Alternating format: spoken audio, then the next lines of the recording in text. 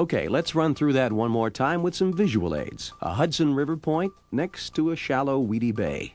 The tide is falling, current moving right to left. Bait fish are swept along past the point, and bass station themselves there. And we need to find these ambush spots. If you look close up, the old wooden pilings provide one terrific and visible at low tide ambush spot. Rocks and fall downs in 5 to 15 feet of water offer a great ambush spot that's not visible at all. And here's a current break or ambush spot that most fishermen don't even know about, where alluvial siltation over the years has created underwater points on points. Close up, these points on a point form often on the upstream or northern edge of the point. Look for them. When you look at one in cross-section, you see the current break, the ambush spot for bass. And bass always face into the current. After all, that's where lunch comes from. Some very aggressive fish will station themselves on the forward side of the current break. It's a good spot to check first.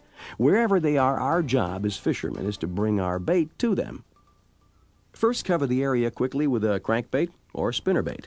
Like I said, it's a fish finder. Because of the off-color water, white, chartreuse, and occasionally black are the best colors. Now, since pattern fishing is mostly the elimination of location or presentation, next we try a bottom-bumping bait. In this case, a plastic worm. The particular technique is pitching an underhand cast with a very soft entry into the water. By the by, in New York State, bass season opens on the third Saturday in June, and by this time, bass are mostly done spawning, and they begin to relate to their summertime locations, like points, with riprap and wood and junk, and yes, your baits will find them, sometimes the bass and sometimes the junk. These are the graveyards of ancient wood pilings, their surfaces pitted and scarred and covered with algae. They mark the address, and we mark location and presentation and position. So when the tide changes direction, so do we. Now, we're fishing a rising tide here. Now the fish, that's south down there, and the current is coming up this way. And as always, whenever you're facing a current, you've got to face in toward the current, because the fish, when they're feeding, are facing that way. We're bringing the lure in toward the fish.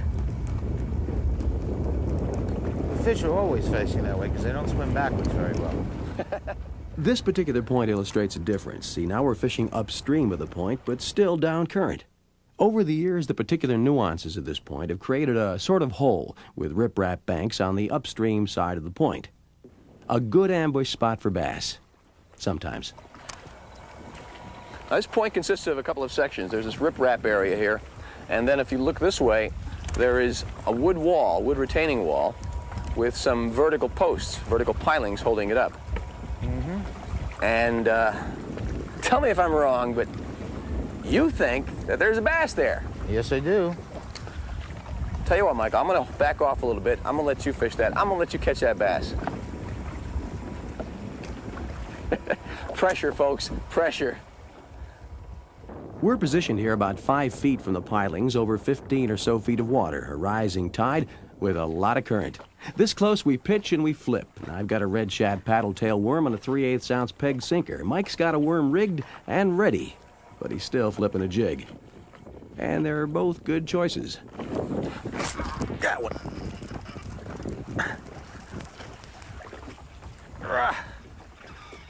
Whoa, that is some kind of fish. Whoa. Well, Michael, you were right. It was there. Oh, yeah. See, folks, there's plenty of reasons to find a good guide in the river, and this is one of them. And there's more where she came from, all summer long and on into the fall, on the River Hudson. So make it a date, and make it a point to fish points.